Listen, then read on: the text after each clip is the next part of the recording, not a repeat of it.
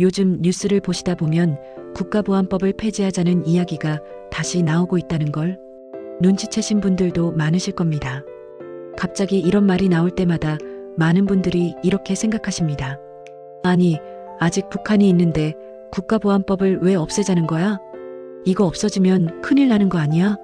그런데 이 논쟁은 어제 오늘 처음 나온 이야기가 아니라는 점에서 조금 차분히 살펴볼 필요가 있습니다. 오늘은 국가보안법이 무엇인지, 그리고 왜 폐지 이야기가 계속 나오는지를 한 번에 정리해 보겠습니다. 국가보안법은 국가의 안전을 위태롭게 하는 반국가 활동을 막자는 취지로 만들어진 법입니다. 핵심은 이렇습니다. 북한을 반국가 단체로 규정하고 북한을 찬양하거나 동조하는 행위를 처벌할 수 있도록 한 법이라는 점입니다. 이 법은 한국 전쟁 이후 전쟁의 기억과 냉전 분위기 속에서 강력한 안보 장치로 작동해 왔는데요. 그래서 지금도 국가보안법을 두고 이야기할 때는 항상 안보 문제가 함께 따라오는 것입니다. 그런데 여기서 의문이 듭니다. 이렇게 안보를 위한 법인데 왜 계속 폐지하자는 말이 나오는 걸까요? 국가보안법을 둘러싼 논쟁은 1980년대 후반부터 본격화됐습니다. 이 시기는 군사정권이 끝나고 민주화가 시작되던 시기였고 세계적으로는 냉전이 해체되던 때였는데요. 당시 우리나라는 소련 같은 공산권 국가들과도 외교관계를 맺기 시작하면서 북한과도 대화가 필요하다는 목소리가 커졌습니다. 그때부터 이런 질문이 나오기 시작했습니다. 이 법이 지금 시대에도 꼭 필요한가? 민주주의 국가에 맞는 법인가? 특히 군사정권 시절에는 국가보안법이 정권, 비판을 막는 도구로 사용된 사례가 많았다는 점이 큰 문제로 지적됐습니다. 술자리에서 정부를 비판했다가 갑자기 끌려가 조사를 받는 일도 있었고, 그래서 한때 막걸리 보안법이라는 말까지 나왔을 정도였는데요. 이런 경험 때문에 민주화 이후에도 이 법은 손을 봐야 한다는 주장이 끊임없이 이어져 온 것입니다. 그 이후 노태우 정부와 김영삼 정부, 그리고 김대중 정부를 거치면서도 국가보안법 개정 논의는 계속됐지만 실제로 폐지되지는 않았습니다. 그렇다면 가장 강력하게 폐지를 추진했던 때는 언제였을까요? 2004년에는 노무현 대통령이 국가보안법을 낡은 유물이라고 표현하면서 박물관으로 보내야 한다고 말했는데요. 당시 의회 과반 의석을 차지하고 있던 여당인 열린우리당이 폐지 논의를 가장 강하게 주도했습니다. 하지만 결과는 아무것도 바뀌지 않았습니다. 이유는 간단했습니다. 보수 야당은 이 법을 없애면 친북 활동이 합법화된다고 반대했고, 여당 내부에서도 완전 폐지와 부분 개정을 놓고 의견이 갈렸기 때문입니다. 설상가상으로 여당 안에서도 의견이 통일되지 않아서 결국 아무것도 바꾸지 못한 채 무산되고 말았습니다. 그 이후로도 이명박 정부와 박근혜 정부라는 두 번의 보수 정권을 거쳤고, 문재인 정부가 들어선 후에도 결국 국가보안법은 폐지되지 않았습니다. 잠깐만요. 여기까지 보셨다면 구독 버튼 한번 눌러주시고요. 영상이 도움이 되셨다면 좋아요도 함께 부탁드립니다. 그럼 이어서 헌법재판소는 이 법을 어떻게 판단했는지 계속 보시죠. 여기서 많은 분들이 궁금해하시는 부분이 있습니다. 헌법에는 어긋나지 않는 거야? 이 질문에 대해 헌법재판소는 1990년부터 2023년까지 총 8번에 걸쳐 심사를 했고 모두 합헌이라는 판단을 내렸습니다. 다만 헌법재판소는 무조건 다 괜찮다가 아니라 엄격하게 해석하고 제한적으로 적용해야 한다는 전제를 달아왔는데요. 이 판단 때문에 폐지 논의는 항상 제동이 걸려왔습니다. 하지만 폐지를 주장하는 쪽에서는 이렇게 반문합니다. 헌법재판소가 합헌이라고 했다고 해서 정말 문제가 없는 걸까요?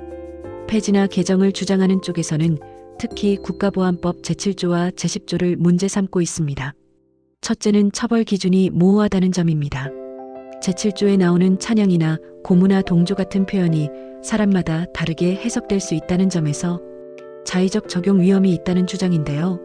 이런 모호한 규정 때문에 수사기관이나 법원이 자기 마음대로 법을 적용할 수 있고, 이는 범죄와 처벌을 법에 명확하게 정해야 한다는 죄형법정주의 원칙에 어긋난다는 것입니다. 둘째는 기본권 침해 문제입니다. 사상과 양심의 자유 그리고 표현의 자유라는 헌법상 권리를 과도하게 제한한다는 비판이 오랫동안 이어져 왔는데요.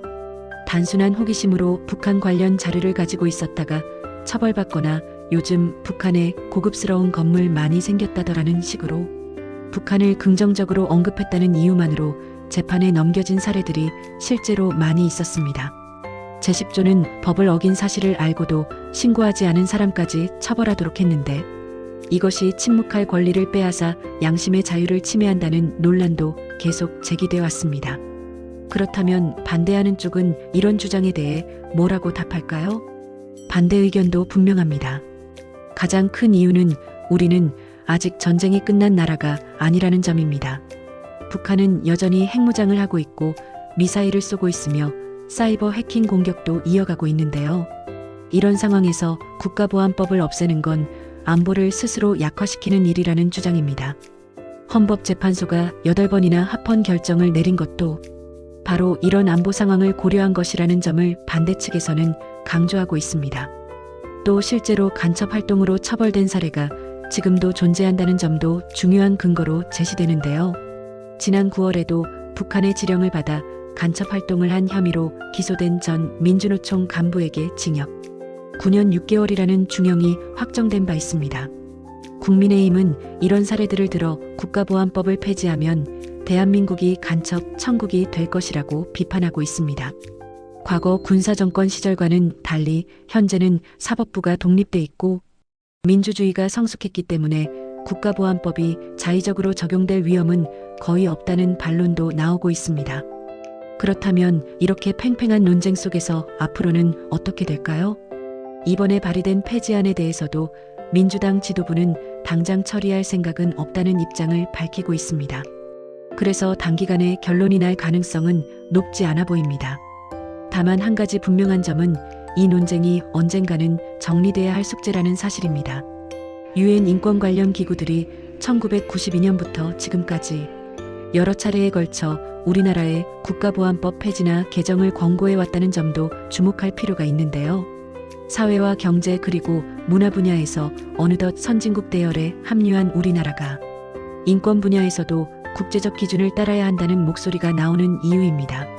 하지만 북한의 현실적 위협을 고려하지 않은 국제사회의 권고는 우리 실정에 맞지 않는다는 반론도 여전히 강하게 제기되고 있습니다. 안보와 인권 그리고 자유와 안전 사이에서 어떤 균형을 선택할 것인지는 앞으로도 계속 우리 사회가 답해야 할 질문입니다. 법은 사람을 지키기 위해 존재합니다. 지키기 위해서 필요한 법인지 아니면 고쳐야 할 법인지는 차분히 따져봐야 하는데요. 극단적인 말보다 사실을 알고 판단하는 것이 가장 중요한 출발점입니다. 오늘 이야기를 한 번쯤 곱씹어 보시길 바랍니다. 도움이 되셨다면 구독과 좋아요 그리고 여러분은 어떻게 생각하시는지 댓글로 남겨주시면 다음 뉴스에서 함께 다뤄보겠습니다.